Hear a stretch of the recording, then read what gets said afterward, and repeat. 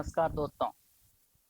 आज मैं संस्कृत सामान्य परिचय से बहुत ही महत्वपूर्ण 33 प्रश्न लेके आया हूँ, जो व्याख्या सहित हैं। आपको अच्छा लगे तो चैनल को सब्सक्राइब जरूर करें। इसी प्रकार प्रत्येक रविवार को 30 से 40 क्वेश्चन अपलोड करूँगा। आपको अच्छा लगे तो ज़रूर देखें। धन्यवाद। पाणिनि के पिता का नाम है सालंक, बाभ्रवे, पाणिन, साकल्य। तो पाणिनि के पिता का नाम पणिन था। पणिन था, पणिन है, पणिन। पाणिनि की सर्वश्रेष्ठ रचना अष्टाध्यायी है, जिसमें लगभग 4000 सूत्र है, 8 अध्याय है और 32 पाद है। यह पण गोत्रीय ब्राह्मण था। इसके पिता का नाम पणिन था, इसलिए इसे पणिपुत्र भी कहा जाता है। नेक्स्ट क्वेश्चन है, पाणिनि की माता का नाम है दाक्षायणी, दाक्षी, आर्या, लोपमुद्रा। तो पाणिनि की माता का नाम है दाक्षी, इसलिए पाणिनि को दाक्षी सूत या दाक्षी पुत्र भी कहा जाता है। नेक्स्ट क्वेश्चन है, पाणिनि के गुरु का नाम है वरस, उपवरस, महेश्वर, शाक्टायन। तो पाणिनि के गुरु का नाम वरस था तथा कात्यायन के गुरु का नाम उपोवरस था और पतंजलि के गुरु का नाम ऊर्जानाभि था। अतः पाणिनि के गुरु का नाम वरस था, इसलिए इसे वरस शिष्य भी कहा जाता है। नेक्स्ट क्वेश्चन है, पाणिनि कहाँ के निवासी माने जाते हैं? पाणिनि कहाँ के निवासी माने जाते हैं? सालातुर, गोनर्द, वाहिक, कटक। तो पाणिनि सालातुर तो पाकिस्तान में वहाँ का रहने वाला था, इसलिए पाणिनि को सालातुर्य भी कहा जाता है। पतंजलि था गोनर्द का। नेक्स्ट क्वेश्चन है,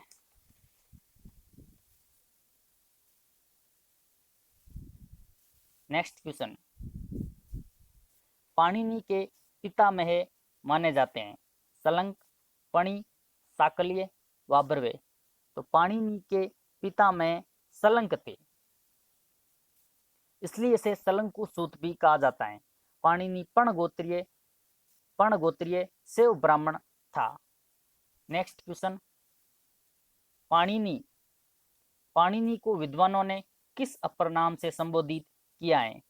सालंकी या अहिक, सालातुर्य, दक्षिपुत्र या पणिपुत्र, उपयुक्त सभी। तो इसका उत्तर होगा उपयुक्त सभी। सालंकी क्यों कहते थे पाणिनि को? अहिक क्यों कहते थे? सालातुर्य क्यों कहते थे? दक्षिपुत्र और पणिपुत्र क्यों कहते थे? तो इसका सार यह है कि पाणिनि को सालंकी कहा जाता है क्योंकि उसके दादा का नाम सलंक था। पाणिनि का मूल नाम अहिक था और पाणिनि को सालातुर्य भी कहते थे क्योंकि ये सालातुर का रहने वाला था। पाणिनि को दाक्षी पुत्र भी कहा जाता है क्योंकि उसकी माता का नाम दाक्षी था तथा पाणिनि को पणिपुत्र भी कहा जाता है क्योंकि इसके पिता का नाम पणिन था।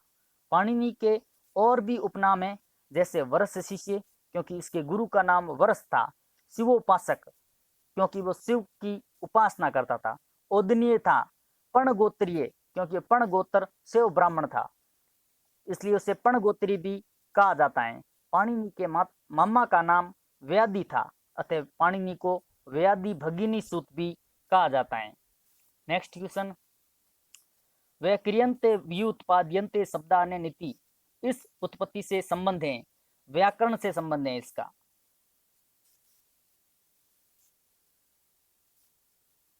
क्योंकि पाणिनि के अनुसार व्याकरण की परिभाषा है ये, व्याक्रियन्ते व्युत्पाद्यन्ते शब्दः अनयनिति व्याकरणम।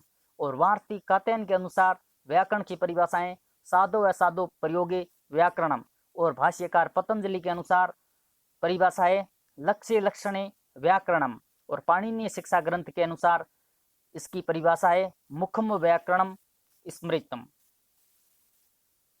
नेक्स्ट क्वेश्चन है, वेद पुरुष का मुख माना जाता है किसको? शिक्षा को, निरुक्त को, ज्योतिष या व्याकरण को? तो वेद पुरुष का मुख माना जाता है व्याकरण को, क्योंकि पाणिनि द्वारा रचित पाणिनीय शिक्षा ग्रंथ में व्याकरण को वेद रूपी पुरस्कार का मुख माना गया है, जबकि छंद को वेद रूपी पुरुष के 2 चरण या 2 पाद या 2 पैर माने गए हैं।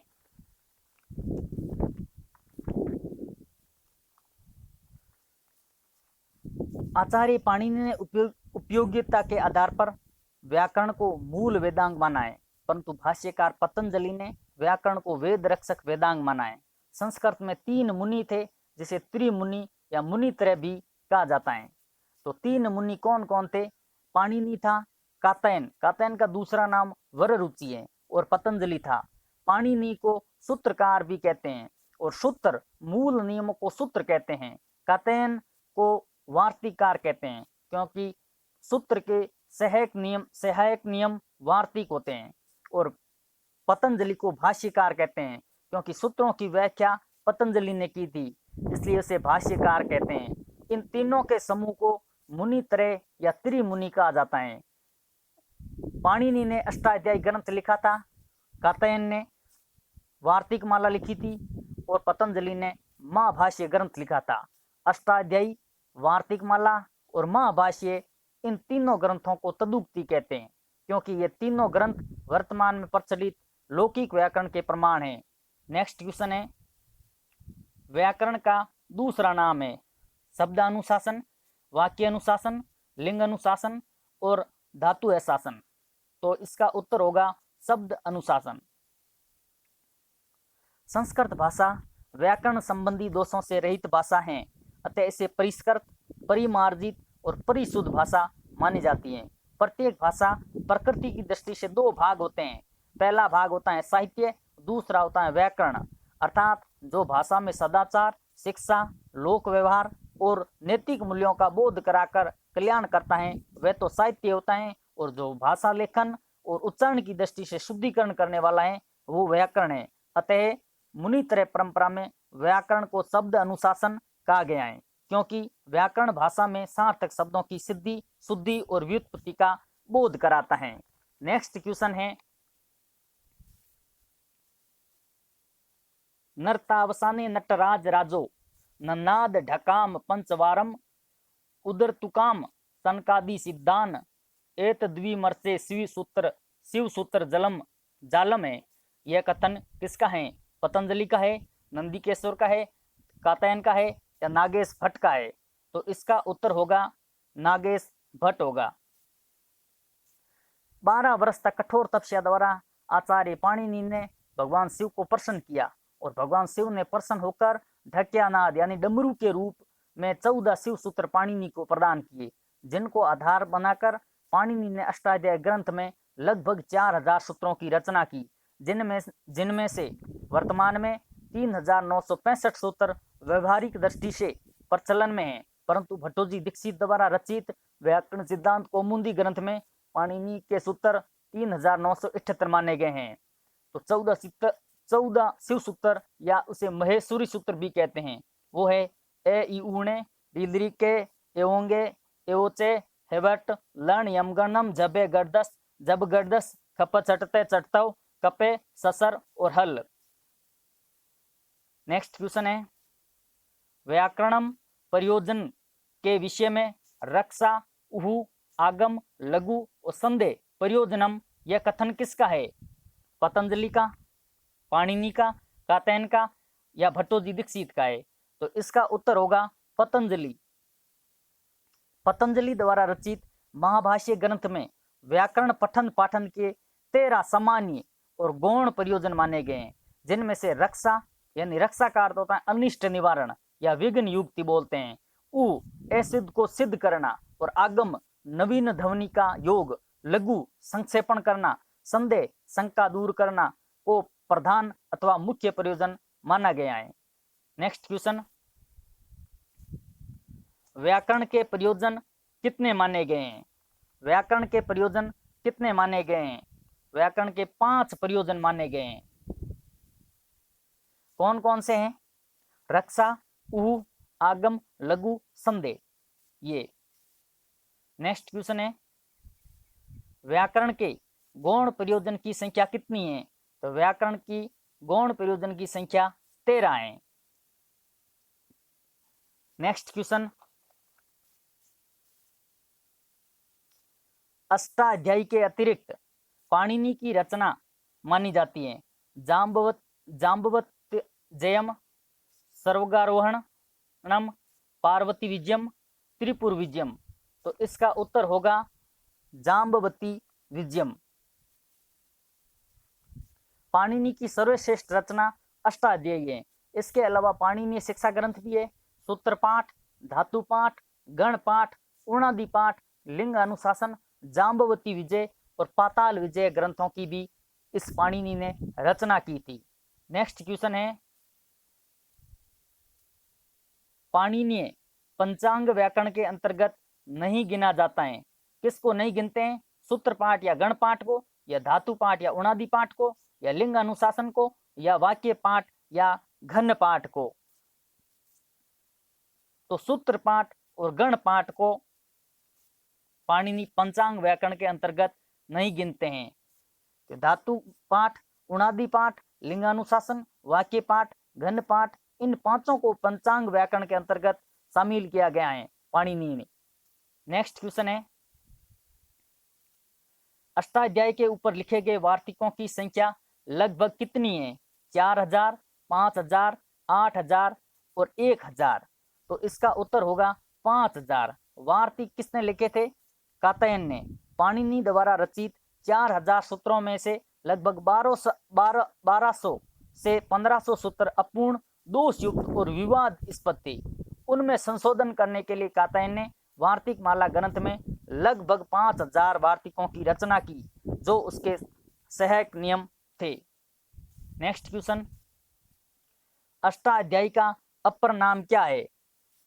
शब्दानुशासन, अष्टक, वृत्ति सूत्र, उपर्युक्त सभी। तो इसका उत्तर होगा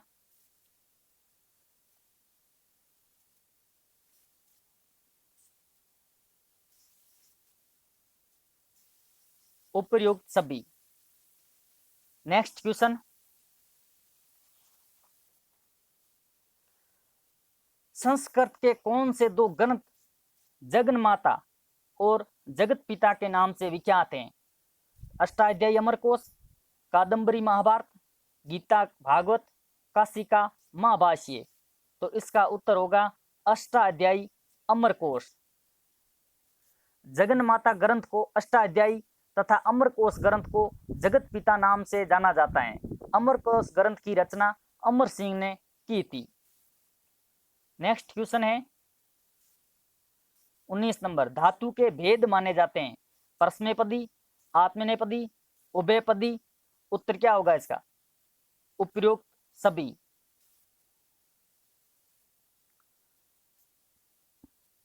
नेक्स्ट क्वेश्चन, दे धाति धार्यति विविधान क्रियार्थान इति।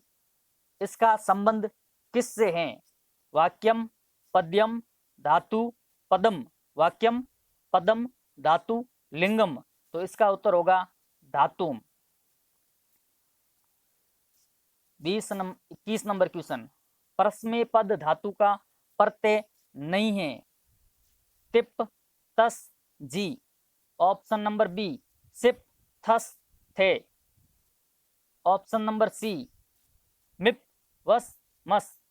और ऑप्शन नंबर 4 है इड, वही, महिंग।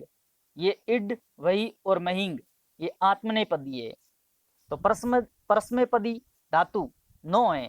तिप, तस, जी, सिप, थस, थे, मिप, वस और मस। और आत्मनेपदी धातु है वो भी 9 है।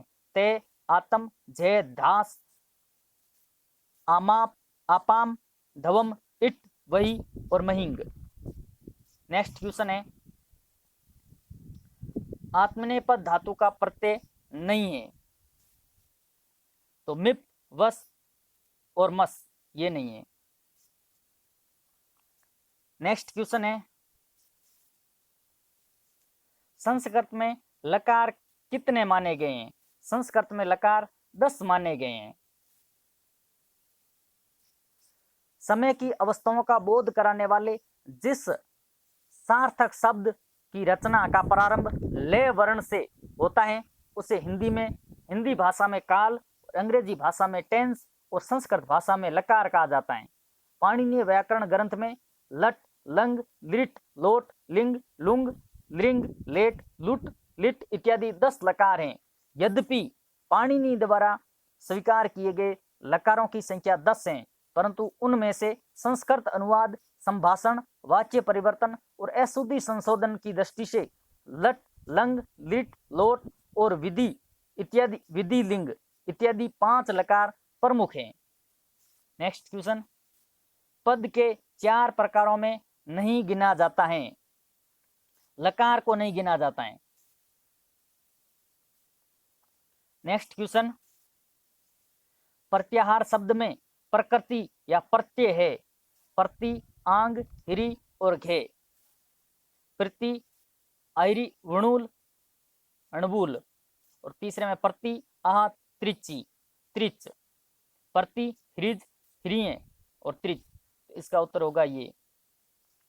शिव सूत्रों में उपलब्ध 42 मूल वर्णों का संक्षेपण करने वाली विधि प्रत्याहार कहलाती है और प्रत्याहार शब्द प्रति, धनांग, 2 उपसर्ग और हिरी धातु और घे प्रत्यय से बना हुआ है।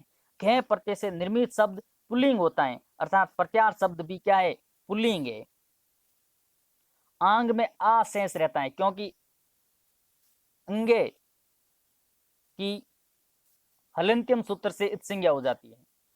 नेक्स्ट क्वेश्चन है,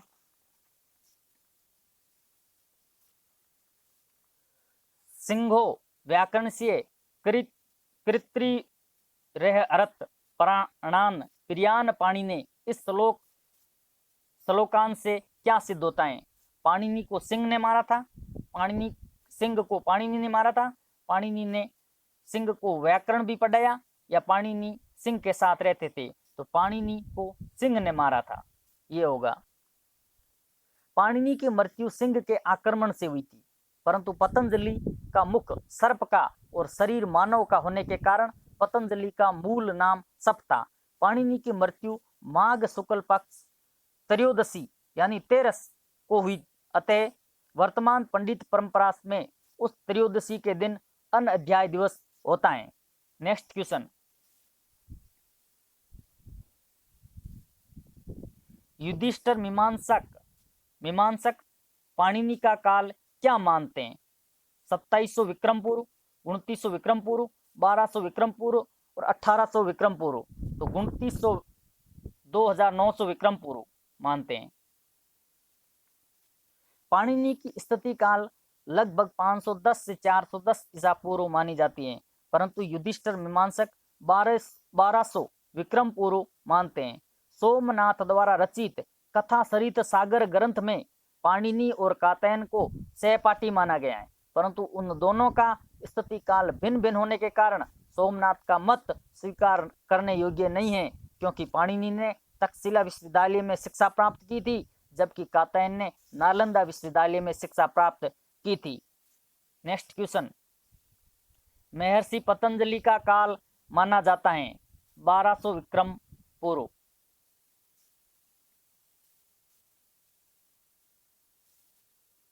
नेक्स्ट क्वेश्चन,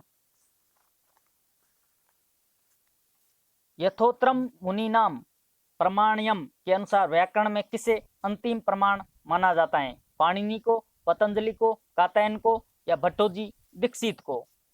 तो सबसे अंतिम प्रमाण मानते हैं पतंजलि को।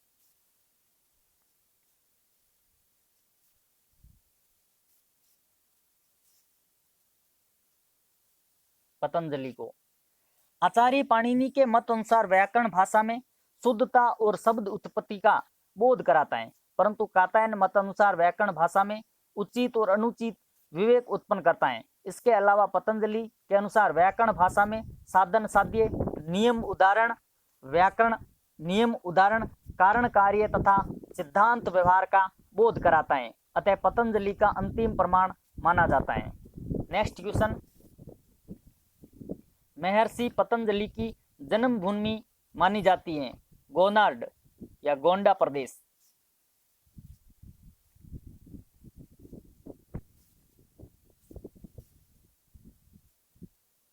नेक्स्ट क्वेश्चन,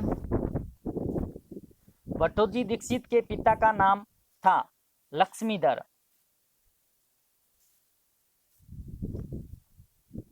भट्टोजी दीक्षित को सिद्धांतकार कहा जाता है क्योंकि प्रमुख ग्रंथ व्याकरण सिद्धांत कौमुदी है और प्रौढ़ मनोरमा और शब्द कौस्तुभम ग्रंथ भी इन्होंने ही लिखा है।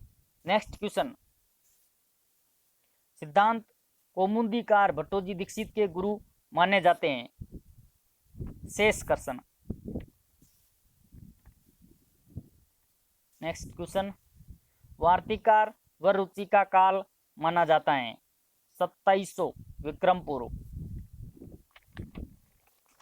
धन्यवाद दोस्तों। अब नेक्स्ट संडे को भी इसी प्रकार 30 से 40